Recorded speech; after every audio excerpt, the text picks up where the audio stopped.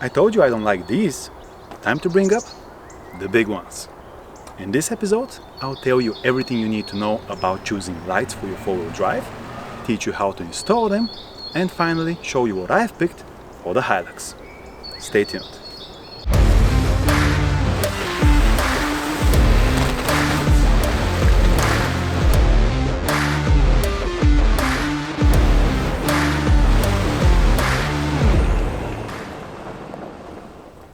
Time to show you how to install your lights. The principle is pretty much the same regardless of what kind of brand you have or what type of light you have. So for this example, I'll use the ones I already have here. Now what you will need is a wiring harness. Some manufacturers send one with the lights. If your does not send one, you have to craft a wiring harness yourself, but it's pretty simple because you have the positive and the negative from the battery. The positive immediately goes to a fuse and together they go in a relay. From the relay you have basically two cables. One goes to the lights and another is your switch. And it's pretty simple. You just click and you have your lights. However, I want to do something a bit more complicated. So I'm here with my friend Valio here from Vault Auto. I'll send you the link in the description if you need anything related to lights. And what we're going to do is connect these lights to get a signal from the high beam. So as soon as you turn on the switch and the high beam, the lights go on. On the low beam, there will be no lights. Now we're getting into it. Hey, before I show you how these were installed a couple of months back and tell you how to wire any lights to your vehicle, I first want to start with some pointers on how to choose lights for your four-wheel drive. First up, do you need individual circular driving lights like these, or do you need a light bar? I found this part really confusing when I was researching the topic myself, because I go to the website of any manufacturer and read the product description of, let's say, a light bar, and it says a combination of distant spot and a white flood. Okay, now I check the driving lights. It says a combination of white flood and a distant spot. What's the difference then? Well, let me save you the headache and tell you that regardless of what it says, a driving light is focused on giving you a very distant light and a narrower floodlight. On the other hand, a light bar is always focused in giving you better wide flood and a shorter spot. Having this in mind, it is actually pretty easy to decide what you need depending on your needs and the terrains that you're usually going to drive on. Are you at the open outback or cross country, especially driving with a higher speed? Then you need the distance to see the track ahead of you and spot some wildlife crossings early. Or do you drive some very twisty tracks with lots of corners and you need to see before making the turn? Then you need to get yourself a light bar because it will give you this wide flood that you actually need for these types of tracks. Can you get both? Yeah, a combination of driving lights and light bars. If you have the money, this is the best of both worlds, so you can be prepared for any situation. The next question is, should you get LED lights or should you consider halogen and some other options? And in the year 2023, it now doesn't stand as a question anymore, I think, because LEDs have flooded the market. And there is a good reason why. Because these lights are more compact, they generate more light and have lower consumption of power. So you get the best of everything. And besides, the light is in white color, usually between 5 to 6,000 kelvins and not yellowish and dim like a halogen. So in any case, the answer is LEDs. Another major consideration when choosing lights is how bright are they. And this is measured by using lumens and lux. Lumens refer to the total light output that a light has. So the more lumens it has, the brighter it would be. But keep in mind that there are different metrics used to measure this parameter. There are raw lumens and there are effective lumens. And not all brands show the same thing, so don't compare apples to oranges. Make sure that you're looking at the same thing. If available, effective lumens is the better metric. The other metric is lux. It takes into consideration the area. So it refers to how much is the light illuminating a subject.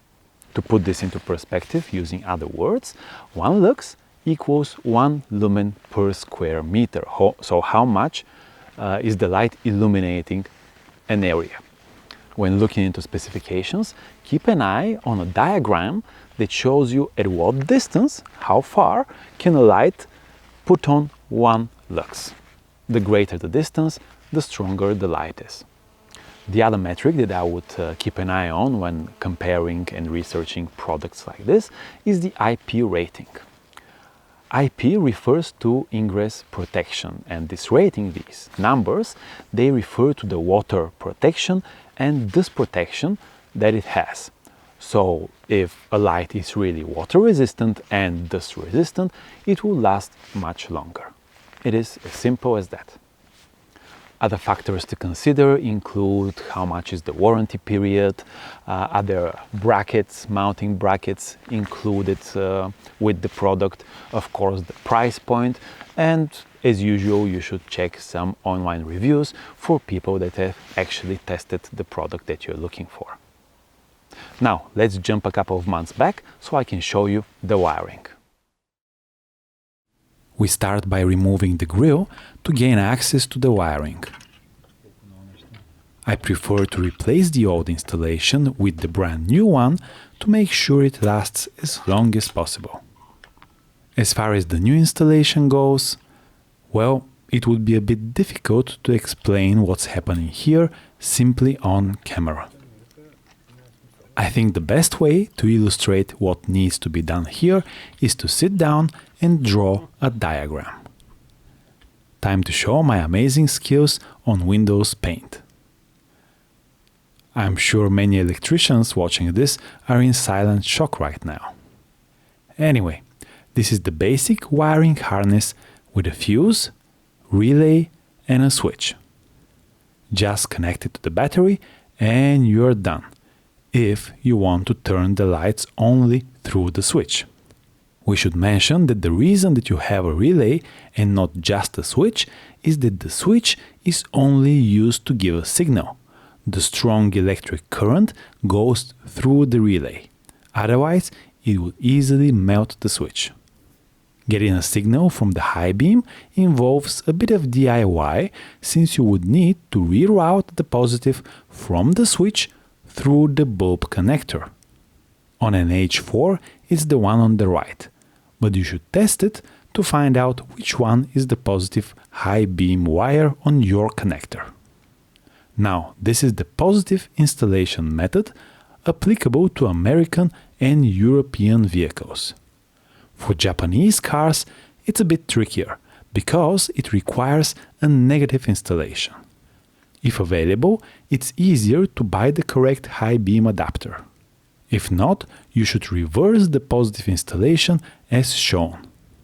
That way you control the chain by the negative, not the positive. And here is how it looks. The relay, the fuse, and the reverse installation at the headlights. All that's left is to find a good spot for the switch, nice and neat below the dashboard, mount the driving lights on the bull bar, test everything out, and go for a drive to see how it looks. Now I'm on a dark country road in the middle of the night and it's obviously time for testing. This is the vehicle's low beam. This is the high beam, which is actually pretty bright because these are not the factory lights, these are aftermarket ones from Osram. And now the driving lights from Auxbeam, the difference is really noticeable. Once you go to these driving lights, you cannot go back to the regular high and low beam. high beam again, low beam. And of course, they can go independently, or when you click the button, the high beam could be connected with the driving lights. I was actually expecting them to be really bright, so I'm not surprised. What I'm curious to know is how well would they age? Are they going to be durable enough? And for that, we need extensive testing. So I'll see you in a couple of months. Well, months have passed, seasons changed, and these lights, they held up pretty good, to be honest. But what could go wrong in general? The most common issue that I have observed with some cheap Chinese brands is that the diodes just stop working after some time. That's why I wanted to test these products before I give you some opinion. So after some time, part of the light bar or part of the driving lights, they stop working. And this is usually due to two main reasons. Water can get inside, behind the front cover, and trapped condensation can easily kill a light. This is usually because of poor sealing of the product. That's why we talked about IP ratings. The other is heat, because LED lights, they hate heat, and all products have some sort of passing cooling design at the back, which is meant to dissipate heat, and some are just better than others. Another long-term issue that you might encounter is that the product is just not strong enough, especially if lights are mounted at the front of the vehicle or on the top of the roof. Then some direct hits from branches on the tracks can easily scratch or damage or crack the light. You don't want that to happen. Unfortunately, some of these issues you just have no way of knowing if this is something that you're going to encounter before you have some long-term testing. So, these lights, I think they look as good as new. The brand is Auxbeam, and I haven't heard about them.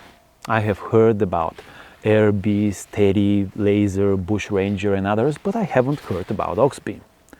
Not to mention that these are half the price of equivalent products from some of the other brands that I just mentioned. So I really wanted to test for some time before sharing some thoughts.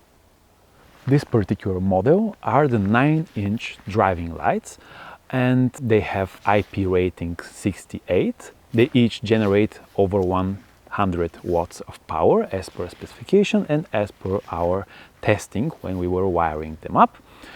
As a design, they have 30-degree spotlights, a 60-degree floodlights around the center of the reflectors, and a very powerful central projector, which gives you this very distant light that you are after with driving lights. They are rated at 1 lux at 920 meters, so they give you a decent light at almost 1 kilometer. And at the end, they are covered by a 2-year warranty. And after some long-term testing, I reckon it's a good product. So I got in contact with Auxbeam because I wanted to give you the possibility to shop at discounted prices, while I also get a small commission.